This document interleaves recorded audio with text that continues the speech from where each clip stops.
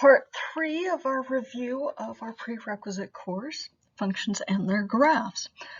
Use function notation to represent an evaluative function. Find the domain and range of a function. Sketch the graph of a function. Identify different types of transformations of functions.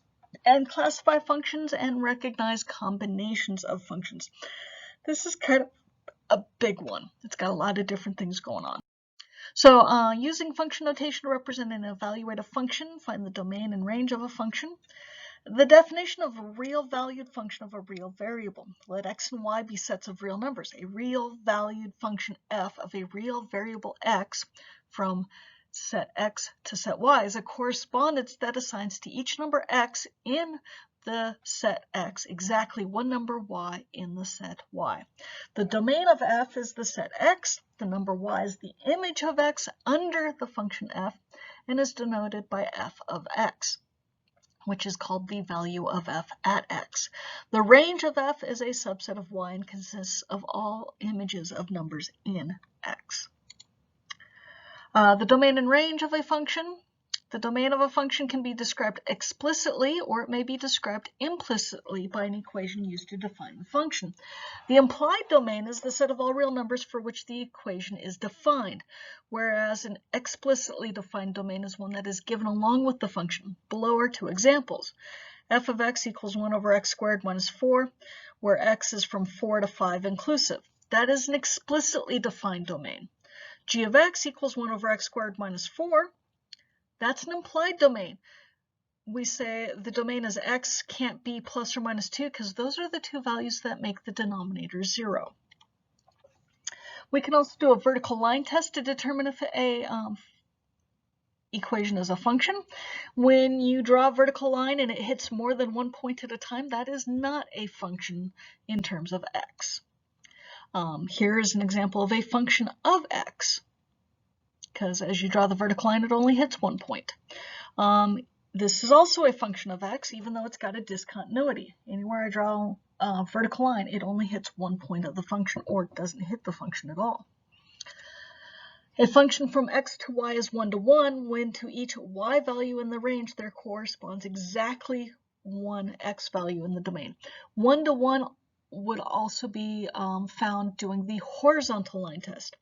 That middle function b and that bottom function c, neither one is 1 to 1 because we can draw horizontal lines and hit more than 1 point at a time of the function.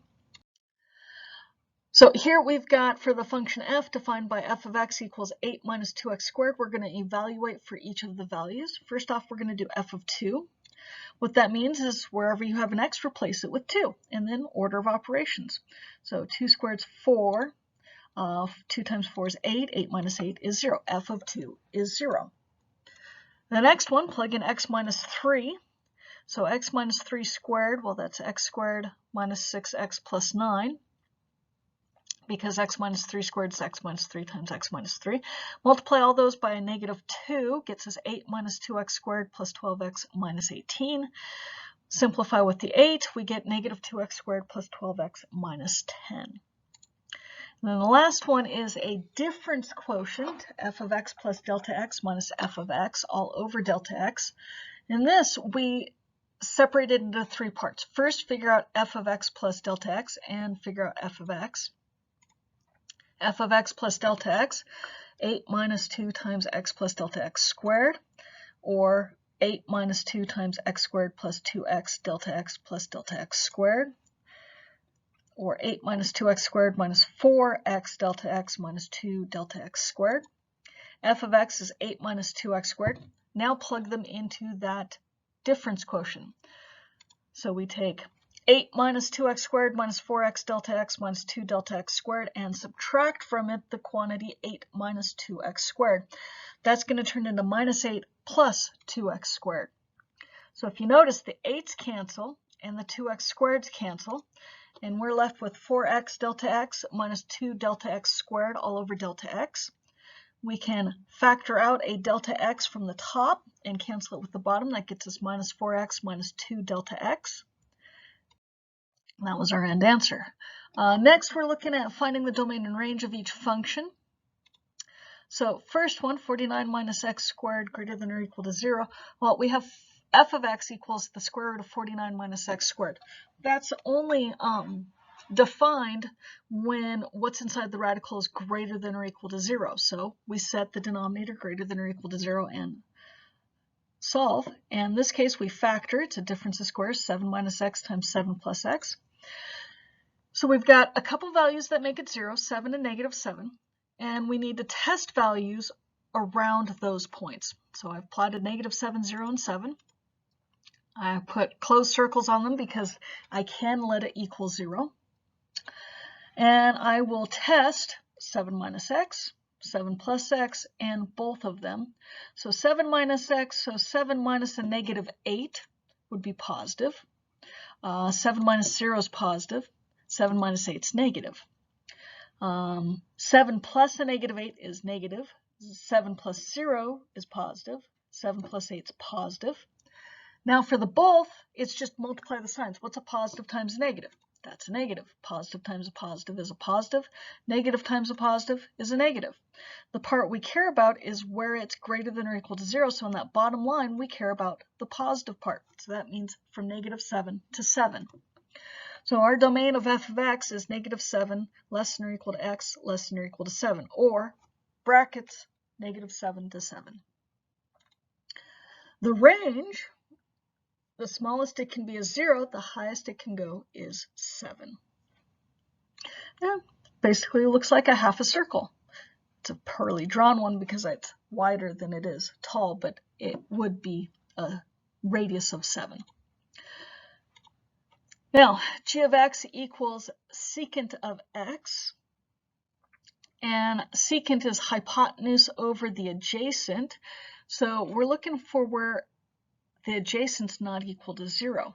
Those values happen to be at pi over 2, where at pi over 2 we get 0 for secant. Well, we get 0 for x. So each of those plus n pi for any integer n. So x can't be pi over 2 plus n pi for any integer n. So that's our domain. In our range, that's a little bit different. The y's are going to go greater than or equal to 1 and less than or equal to negative 1, because if you remember what a secant function looks like, it looks like a couple parabolas, and there's pieces in the middle that they don't actually meet. Looks like this. The last one, got to kind of look at our values. When we plug in 2, we get 0 on either one. So they do intersect at 2. So the domain is all real numbers from negative infinity to infinity. The range, they're both going to be greater than or equal to 0. And when you look at it, it's the left-hand side from 2, positive 2 on the x value left. It's this straight line with a negative slope. And then the right side of 2 is this radical function that goes up from the x-axis. Basic functions, we have 8 basic functions. We have the linear function, or the identity function, f of x equals x. We have a squaring function, f of x equals x squared. Cubic, f of x equals x cubed. Square root, f of x equals square root of x. We have absolute value, f of x equals absolute value of x. We have rational function, f of x equals 1 over x. We have f of x equals sine of x, the sine function, and we have the cosine function. Those are our 8 basic functions that we work with. Sketching the graph of a function, we've got algebraic functions, polynomial, radical, rational. We've got trigonometric, sine, cosine, tangent, and so on. And then we have exponential and logarithmic. The most common type of algebraic function is a polynomial function. And that's what the basic form looks like. F of x equals a sub n, x to the n, plus all the way to you have no x. N is a non-negative integer. The numbers a sub I are coefficients, with a sub n being the leading coefficient and a sub 0 being the constant term of the polynomial function. If a sub n doesn't equal 0, then n is the degree of the polynomial function. In other words, the highest power of x is the degree. The zero polynomial function f of x equals 0 is not assigned a degree. It is common practice to use subscript notation for coefficients of general polynomial functions. But for polynomial functions of low degree, these simpler forms are often used. Okay. Graphs of polynomial functions are either even or odd. Even, both end behaviors both go up or both go down. And odd degree, the end behavior goes opposite directions. Either the left goes down and the right goes up, or the left goes up and the right goes down. Polynomial functions of the form f of x equals x to the n are often referred to as power functions when they just have one term. Identifying different types of transformation of functions. Well, from our original graph, y equals f of x, we can have a horizontal shift, and that's going to be affecting the x. So x minus c, it shifts to the right. X plus c, it shifts to the left. We can shift up or down, and that's f of x minus the quantity c, or f of x plus the quantity c. We can reflect about the x-axis.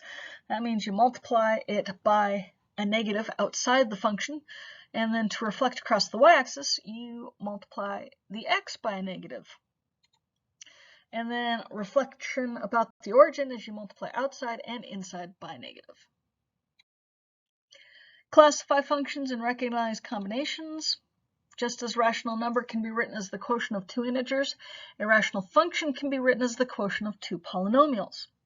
Specifically, a function f is rational when it has the form f of x equals p of x over q of x, where q of x does not equal 0. P of x and q of x are both polynomials. Polynomial functions and rational functions are examples of algebraic functions. An algebraic function of x is one that can be expressed as a finite number of sums, differences, multiples, quotients, and radicals involving x to the n. For example, f of x equals the square root of x plus 1 is algebraic. Functions that are not algebraic are transcendental. For instance, the trigonometric functions are transcendental. Classifying and recognizing combinations.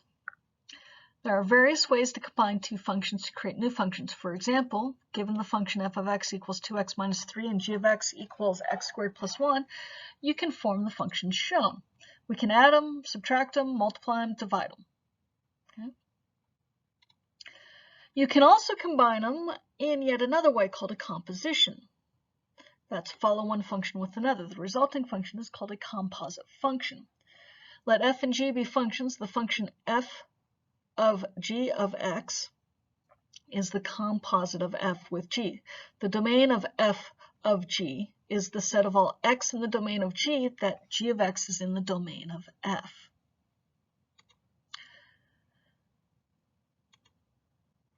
Test for even and odd. A function is even if you plug in negative x and you get the original function.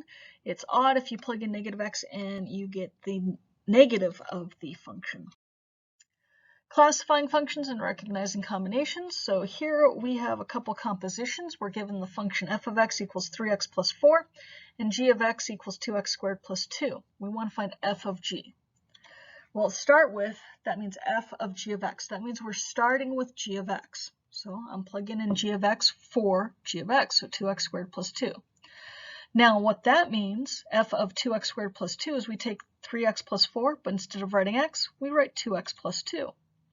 And then simplify. So 6x squared plus 6 plus 4 gets us 6x squared plus 10. Now g of f is asking for the same thing, but in reverse. So g of f of x is 3x plus 4. Now we plug that into g of x. So 2 times 3x plus 4 squared plus 2. So 3x plus 4 squared means 3x plus 4 times 3x plus 4, which ends up being 9x squared plus 24x plus 16. Multiply all that by 2, gets us 18x squared plus 48x plus 32.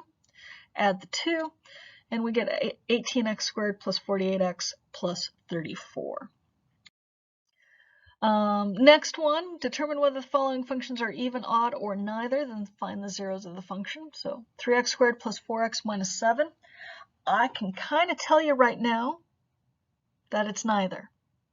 Okay. But here's how we test. We plug in negative x for all the x's and simplify. We end up with 3x squared minus 4x minus 7. Are all the signs the same as the original? No, it's not even. Are all the signs the opposite of what they were in the original?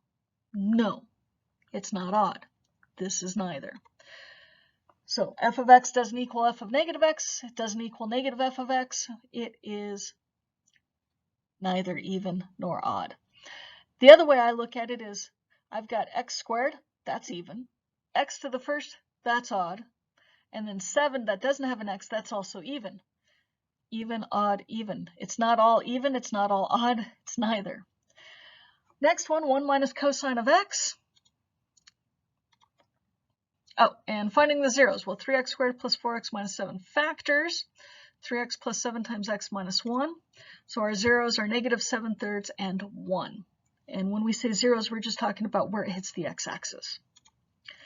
Next one, g of negative x equals 1 minus cosine of negative x. Cosine happens to be an even function. So that means cosine of negative x is cosine of x. Right there, that looks like the original function. That means this whole thing is even. Now for the zeros, it's a little bit different. We set it equal to 0. That means cosine of x equals 1. I want to know where cosine of x equals 1. Well, cosine equals 1 at 0, pi, no, at pi it equals negative 1 and 2 pi. Then I can keep going. So 0 and 2 pi. So x equals 2k pi for any integer k will get us it hitting the x-axis.